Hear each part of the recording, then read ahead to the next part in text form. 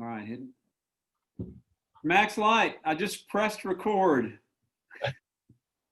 Hello. How you doing? I'm great. I'm great, man. How are you? I feel reasonably okay.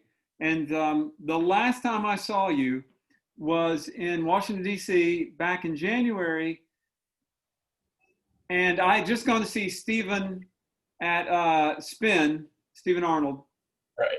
and he goes, "Well, yeah, you need to go to Twins and see Max." I'm like, "Okay, I'll do whatever you say." And and man, I went up there, and I'd never been to Twins before. No kidding. No, yeah, and I haven't been to DC in years. So anyway, I loved Twins. I loved the show. I loved what you did. And Thank you. and when I finished, I was thinking, wow, this is my new favorite club. I can't wait to come back here Yeah, again and right. again. Yeah. And unfortunately, that's the last time. Yeah. So that was your very last performance. You didn't know it, but that was your very last performance at Twins. Yeah, and I grew up just outside DC, and I've been playing at Twins for, I want to say like 13 years. I started going there when I was in high school, when I was a teenager, and got my first gig there, I think when I was 18. So yeah, long time playing at Twins, really long relationship with the Twins themselves, and it's really sad to see that club close. You And know, what can you tell me about the Twins themselves? Because I didn't meet the Twins, but Well, um, well, they're from Ethiopia, and they came from Ethiopia and opened Twins, I think like before my time, definitely in the 70s or 80s, and it moved around the city a couple of times, and it had been at that location, I think, for like 20 years or something. And had been a staple of the DC jazz scene as long as I had been a part of it. You know, you could always go see someone playing at Twins, and they were also one of the most welcoming and encouraging clubs in the city. Like you could book a band, you could really book yourself there even if you weren't well known on the scene, you know. And as long as you brought people, they were happy to have you. So yeah, I think my first ever gig under my name when I was in high school was at Twins Jazz Club. wow. And that's the amazing thing about that place because it seemed like this great balance of we're going to give people a chance to come in and do it. And then we're also going to have Nancy Wilson, Andrew Surreal. Absolutely. Billy Hart playing on a weekend. You know, it was an amazing club, really amazing club. I saw so much great music there and played so many great gigs there. So I was pretty sad when I saw that they were closing. But I mean, I wasn't exactly surprised either, you know, with all the, I mean, I had no clue how they were going to make money, and places like that are so generous to musicians are always like towing the line, you know, and I think they've been doing that for decades. So yeah, it's just sad, man. Really sad. I'm just glad that I got to play there one last time, uh, with my band, my music, play a weekend. And yeah, I'm really glad I got to do that. Yeah, and from a listener, yeah, I walked in and I'd never been there before, and so I walked in and the place just smelled great, and Yeah, I wasn't even hungry. I went, but I'm gonna have a meal, yeah, of course. and it's like Ethiopian food. Well, naturally, Yeah, of course. and I had this great meal, and then they sit me next to this guy, and he's got like you know $500 microphones, stereo mic. Oh yeah, John, yeah. Like, this is a happy place. It's a happy place, man. Yeah, he's one of the staples of the DC jazz scene. He'll like hit you up and come to your gigs and record them for you for free, and he makes like really high quality recordings, and it's great. It's great, man. He's just one part of the great scene in DC. And what's his name? Man, I can't remember his last name right now. Let me look it up. 'Cause I've got it. I got his card somewhere. you know. Uh, hang on one second. I can find this. Yeah, no problem. I don't know. Maybe it doesn't matter. John. Well, there's a guy named John. There's a guy named John out there who is an asset to the scene. Yeah. And I just remember thinking like, well, this is not only a special place, but it's kind of a serious place because, you know, everybody around me was really, really hanging in there, paying attention Yeah. and listening. And I just, when I heard that Twins closed, I went, oh no, that was, Yeah. there just aren't that many places like that. No, it's a real loss for the city, real loss for the scene, you know. And the scene in DC is always changing, and places are opening and closing all the time. But Twins has been there for forever, you know. Well, maybe they'll get something going non-physical because that Yeah, seems that's the hint was in their closing message was, you know, we're not going to have a brick and mortar, but we're going to try to find a way. yeah. I think they're interested in kind of starting some kind of music nonprofit where they can keep, you know, putting on concerts and getting people paid. So fingers crossed for them. And the night I was there, I believe it was your like your CD was like fresh. It was brand. It was being birthed almost. It was brand That's new. right. Yeah, I think it had. I think the record had come out the week before that. The record came out on Valentine's Day, and I think we played the last weekend in February, last or second to last weekend. Yeah. So we did a couple shows around there, a couple in New York, I think one in Boston and one in DC, a sort of like mini tour for the record coming out. And the first time I saw the title, I thought it was a Greek word like her plus me. Oh, Yeah, right, that's some Greek god that I have to look up. But right. it's her plus me, right? Yeah, her plus me. I'm not sure I mean, it's a bunch of songs I wrote pretty much from the time I met my girlfriend until I recorded the record. And I thought all the songs were kind of simple and romantic with this kind of edge to them. So it just kind of made sense as a title. As soon as I thought of it, I was like, well, that's good enough. We'll go with that. Well, does she like bagels? You know, like how Yeah, totally. not the most romantic title I've ever. I'm not saying bagels aren't romantic, but Fighting words, man. yeah. But that's actually bagels. Actually, my favorite tune. That's a tune we usually play on improvisations. What can No, you tell me about that tune? well, so for me, a lot of times when I'm composing something, the title will come way later, you know? So for a song like Bagel, I sort of wanted to write a piece of music where it's a very simple melody, very simple melodic cell that has a sort of displaced bass motion. So the melody kind of is recontextualized over and over again by the way the bass is playing. And what I ended up with was this song that sort of just sounds like this circular thing that doesn't really have a start, doesn't really have a finish. And at the time I wrote it, I was really into naming songs after food I liked.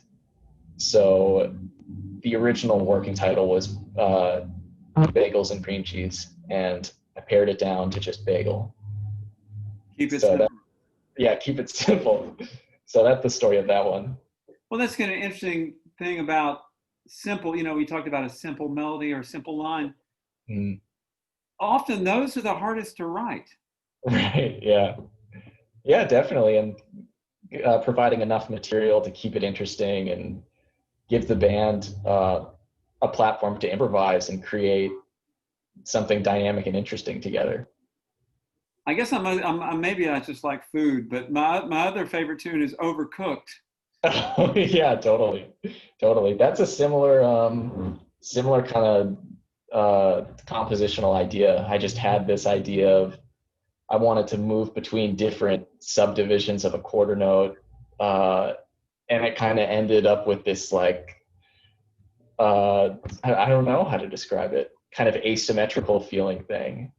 So yeah, it's fun, you know. I'm really glad I put the record out, but all the tunes from it are pretty old. I think we recorded that album June, I want to say June of 2018.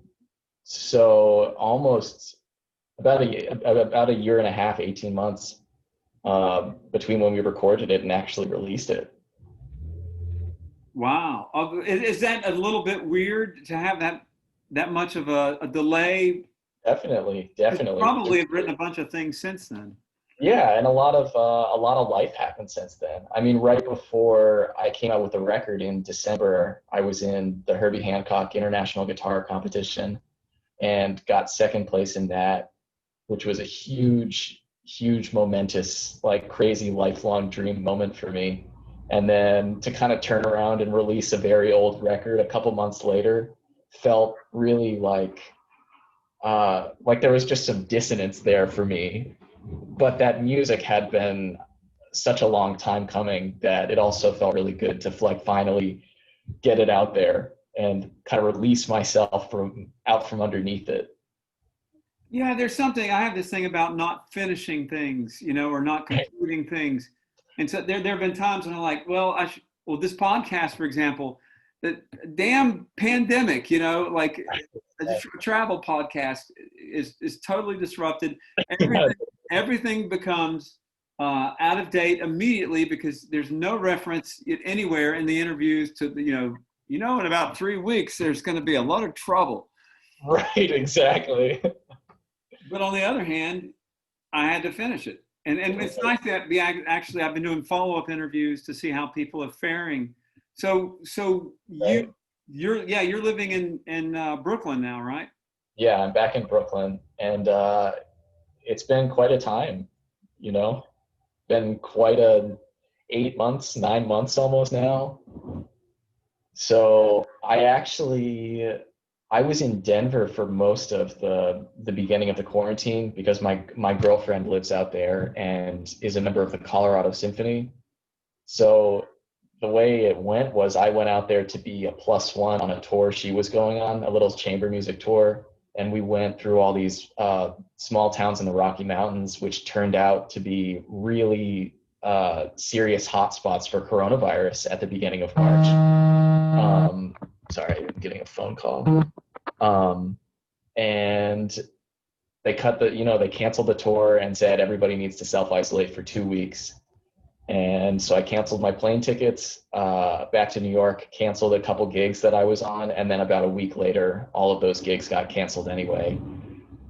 And I just wrote it out in Denver for, I want to say, like 4 or 5 months, just very, very isolated, very quarantined. And around July, I want to say, I came back to Brooklyn because a lot of my friends were coming back, and I was just itching to uh, get back in a space where I could be playing with people, however much or however little it was possible to. So, um, since coming back to Brooklyn, it's been really great. I mean, there's still a really serious community of musicians in New York that aren't playing many gigs, but are still playing a lot of incidental music like in the park and a lot of just like sessions for the sake of playing music together during the day. So it's nice to have that aspect of my life back for sure. Just the playing music, working on music with friends and colleagues. And have you been like writing any new stuff, or do you just spend like tons of hours woodshedding practicing? Yeah, definitely. I mean, I think like anybody during the pandemic, I have my productive days and I have days where I just like you can't force myself to do anything.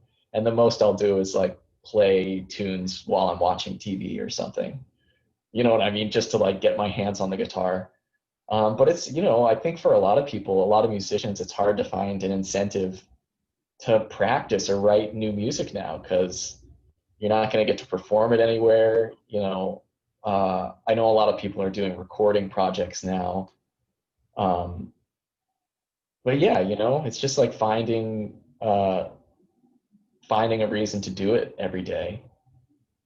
Yeah. Well, I wish you the best, and I don't make any predictions about anything, I know, man. I know. It's but I just too crazy, and it's changing every day too. yeah, and just talking to people in the music biz, it doesn't sound like real tours are coming back until a year from now at the earliest. Yeah, 2021, maybe the second half. But a lot of what's been going on in New York is outdoor concerts. You know, a lot of bars or restaurants that have patios or gardens. There's still a couple gigs here and there, and those have been great. You know, it's almost like playing real gigs for real audiences again. But of course, you know, it's like getting to be the end of October, and outdoor seating is no longer going to be a thing in a couple weeks. Yeah, So yeah. I don't make predictions, but I will predict that those will become less comfortable very soon. yeah, that's a safe prediction. And the Tampa Bay Rays will lose the World Series. I'll go ahead and say that. I'm trying to think Two of safe something else. bets. Yeah, if people out there listening want to put some money on some things. Well, I wish you the best. I can't wait to, you know, see what you do next, and maybe when this 2021 sorts everything out, I'll come up and we'll do New York. That should be nice and cheap to Yeah, sell. right. Yeah. I hope it all comes back by then, man. Yeah. But in the meantime, you know, we're all just playing together in our bedrooms and rehearsal spaces, which is still good. You know, it's definitely not the same as performing, but yeah, it's nice to be playing music again. All right. Well, great. All right, Max Light. Thanks so much. Thank you, Todd. Thanks for having me.